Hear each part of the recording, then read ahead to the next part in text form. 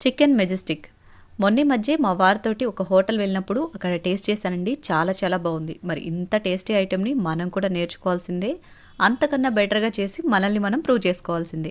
మరి లేట్ చేయకుండా స్టార్ట్ చేసేద్దానండి. ముందుగా ఇలా బోన్‌లెస్ చికెన్ తీసుకొని పొడవు ముక్కలుగా కట్ చేసుకోవాలి. తరువాత ఇందులోకి రుచికి సరిపడా ఉప్పు, ఒక పావు స్పూన్ అల్లం వెల్లుల్లి పేస్ట్, 2 స్పూన్లు కార్న్ ఫ్లోర్, 2 స్పూన్ల మైదా పిండి, ఓ చిటికెడు బేకింగ్ సోడా వేసేసి ముక్కలకు బాగా పట్టించేసేయండి. నెక్స్ట్ ఒక కోడిగుడ్డుని కూడా వేసేసుకుని చక్కగా అంతా కూడా ముక్కలకు బాగా పట్టేట్టు ఈ విధంగా కలిపేసుకుని ఒక 10 నిమిషాల పాటు పక్కన పెట్టేసేయండి. తరువాత 3 వెల్లుల్లి రెమ్మలు, 3 పచ్చిమిరపకాయలు, చిన్న అల్లం ముక్క, కొద్దిగా జీడిపప్పుని ఇలా చిన్న ముక్కలుగా కట్ చేసుకుని రెడీగా పెట్టేసుకోండి.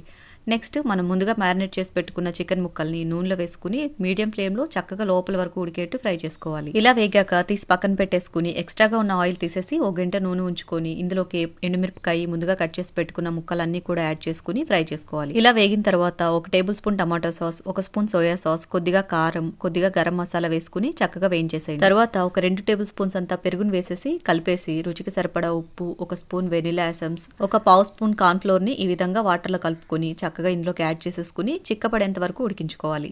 ఇలా చిక్కగా ఉడికిన తర్వాత ముందుగా ఫ్రై చేసి పెట్టుకున్న ముక్కలన్నీ వేసేసి గ్రేవీ మొత్తం ముక్కలకి పట్టేసిన తర్వాత చివర్లో మనం కట్ చేసి పెట్టుకున్న జీడిపప్పు ముక్కల్ని కూడా వేసి మరొక నిమిషం పాటు హై ఫ్లేమ్ లో కలిపేసి వేడి వేడిగా సర్వ్ చేశారు అంటే హోటల్లో తినేదానికన్నా 100 రెట్లు బాగుందని మెచ్చుకొని తీరాల్సిందే. తప్పకుండా ట్రై చేయండి. వీడియో నచ్చితే లైక్ చేయండి.